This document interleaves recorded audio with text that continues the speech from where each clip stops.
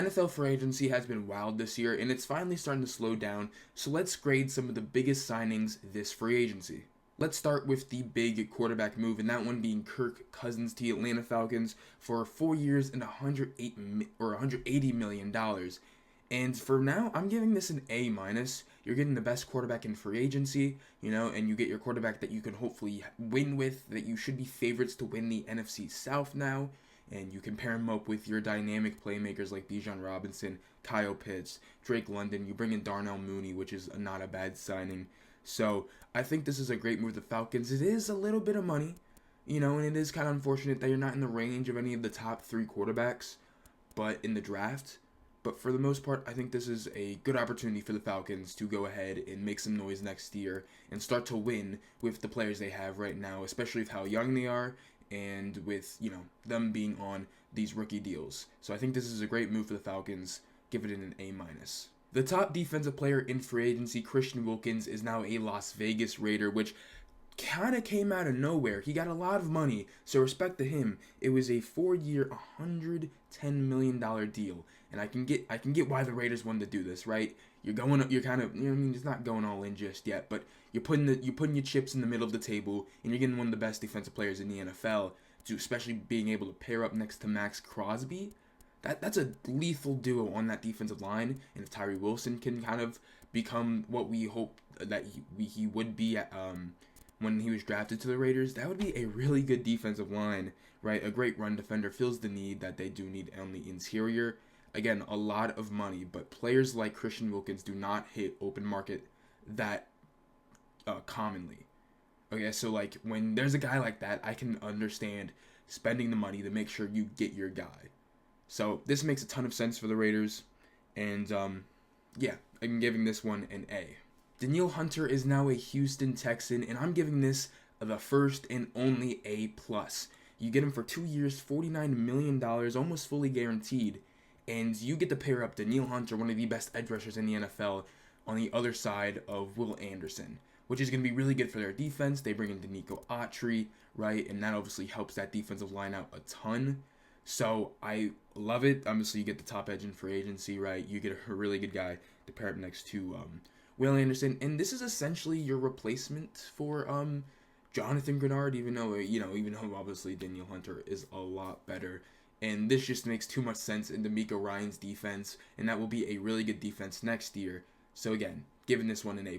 The Texans take away from the Minnesota Vikings, so the Minnesota Vikings take away from the Houston Texans, as the Vikings get Jonathan Grenard, edge rusher from Houston, and again, one of the top edge rushers in free agency, now nowhere near Danielle Hunter type of elites or anything, but he's still a very good edge rusher, and I've given this one a B. Again, I don't think a B is bad. I think it's definitely above average, but it is kind of unfortunate when you just had Danielle Hunter on your team. But again, he is 3 years younger. This is a 4-year, $76 million deal, so I think that is a fair price, right? Again, it fills the edge need that you did need after losing Danielle Hunter, and I think you also still kind of had even with Danielle Hunter, right? A good pass rusher and run defender. When you talk about other edge rushers like Bryce Huff, who we'll talk in a minute, are really good pass rushers, but could struggle in run defense. Dude, overall, can really do a lot of things, and really is going to help your defense in both ways. So I think it's really good. And again, I think this is a pretty good deal for both sides. So again, I'm giving this a B. Doesn't mean it's bad. It's above average. Like I was just mentioning, Bryce Huff is now a Philadelphia Eagle. And this one makes a ton of sense, I guess, if we're looking at them most likely trading Hassan Reddick, because I think Bryce Huff as a pure pass rusher is probably going to be better than Hassan Reddick, especially with the age difference. It is a 3-year, $51 million deal, so it's a little bit on the higher side than I would have paid. I think it's about $17 million, which is interesting for sure. I gave this one a B. Again, same thing with Jonathan Grenard. This is a solid move, but also with the fact that you had Hassan Reddick and also Josh Sweat, who is staying. Josh Sweat is staying in Philadelphia Eagle. That this is a little bit more than I would have paid Bryce Huff. But again, good edge rusher, a really good pass rusher, like I was saying. Could struggle on run defense. Is kind of a reason why I'm like, it could have been higher, and I guess I think if he was a better run defender, I would have been like, okay, I think 17 mil is like a little bit much, but I can understand it.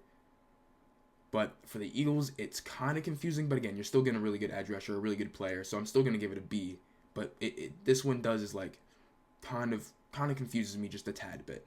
But Eagles, I think you're getting a great player. Before we get into the rest of the video, comment down below which grades you agree with or disagree with, and subscribe for more NFL offseason videos. Sticking with the Eagles and heading to the running backs, Saquon Barkley is now a Philadelphia Eagle, which that kind of came out of nowhere. I feel like we had rumors about that, but I really didn't think it was actually going to happen. I gave this one a B+. 3 years, $37 million, 26 of that is guaranteed.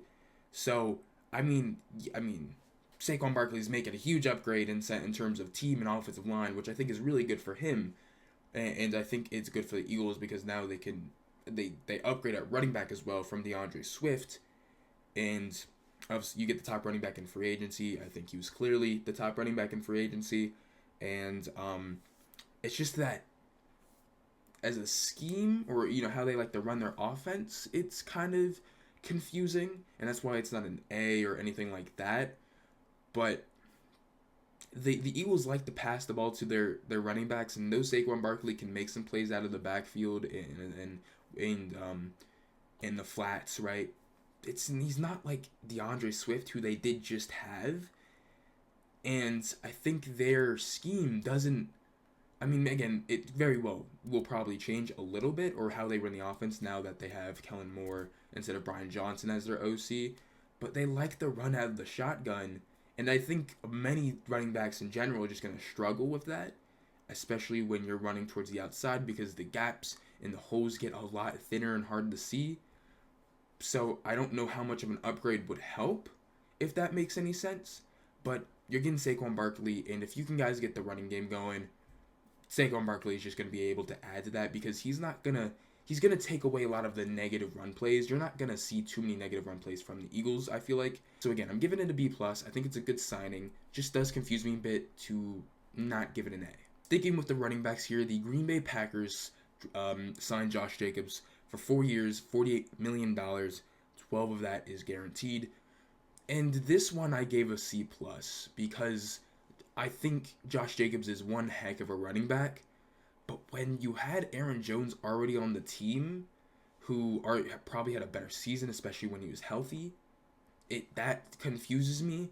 When you could have kept him, I understand you wanted Josh Jacobs, then restructure Aaron Jones' deal. But I think maybe just keeping Aaron Jones would have been a better situation, especially as how much of a loved player he is for the team and also the fans. It confuses me a little bit. Giving it a C+. So let's now talk about Aaron Jones to the Vikings. Aaron Jones is signing a 1-year deal with the Minnesota Vikings, which I think is great for both sides. I'm giving this one an A. Vikings get an upgrade at running back from their Cam Akers, and also their other, why am I forgetting their name? But the other running back that the Vikings had, Alexander Madison. Again, fills the running back need. He's probably gonna be playing a similar role in Minnesota, and also it should favor him being in Minnesota because of their passing game with Justin Jefferson, Jordan Addison, right? So he should have some space to run, and I think if the run blocking there is good, it's going to be great. And also you're getting a pretty good running back for whoever the quarterback is in Minnesota, most likely a rookie if he's starting at week 1 or if he's starting at week 10. So I think that's great for the Minnesota Vikings. And to steal him from the Packers, I think, also kind of adds to it. And wrapping up the top running backs, we have Derrick Henry to the Ravens on a 2-year deal for $18 million. I'm giving this one an A- because this feels like the perfect fit. The most perfect fit out of all these free agent signings. The Ravens like to run the ball. Derrick Henry can run the ball. And I think that's going to be a scary duo between Derrick Henry and Lamar Jackson. Now, I think it's kind of unfortunate they did let go of Gus Edwards. He's now in Los Angeles, because I think Gus Edwards is also a good running back, but you're also getting an upgrade at Derrick Henry. And I guess time will tell with this, and I think right now the vibes around this is like, this is really good, because this is a vibes pick, because Derrick Henry will look really good and in the Ravens unis, and also look really good next to Lamar Jackson and their offense. But I guess it is really a thing of how much longer can Derrick Henry's body do this. And I'm not going to say he can't until it's shown. because, yeah, he's had a few more injuries in the recent years, but he's still one of the top running backs in the NFL, and I think this will work perfectly for the Ravens. And again, it's not too much money for one of the top running backs in the NFL, so this is a great move. I'm giving this one an A-.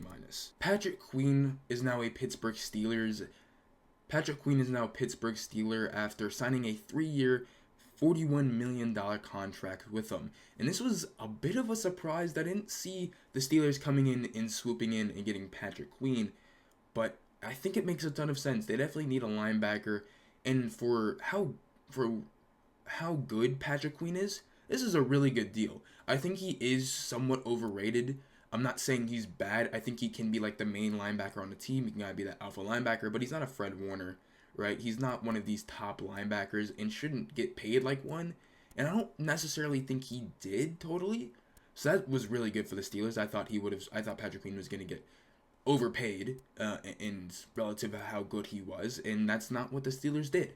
And I think that's a great move for the Steelers. I think that's a great move for the Patrick Queen. And I mean, you were able to take away from the Ravens, which I think is great. So I'm giving this one a B+. That's going to be it for this video. So again, comment down below which grades you agree with and disagree with, and subscribe for more. Peace out.